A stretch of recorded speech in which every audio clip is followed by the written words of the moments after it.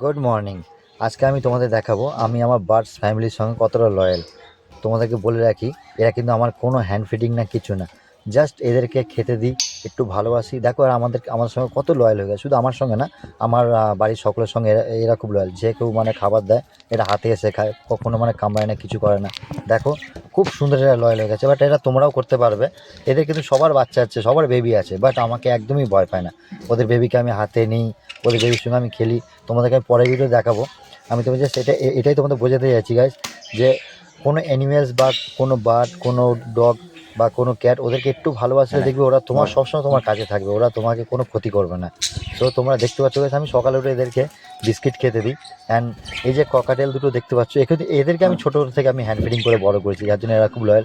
But এরা wild, এই বর্দি পাখিগুলো এরা পুরো ওয়াইল্ড। এর কিন্তু দুটো বেবি আছে ভেতরে, হ্যাঁ। আর এই হোয়াইট অ্যান্ড ইয়েলো দেখতে পাচ্ছ, এদেরও দুটো বেবি আছে। এদের বেবিটা অনেকটা বড় হয়ে গেছে গাইজ, তোমাদেরকে দেখাবো এক্ষুনি।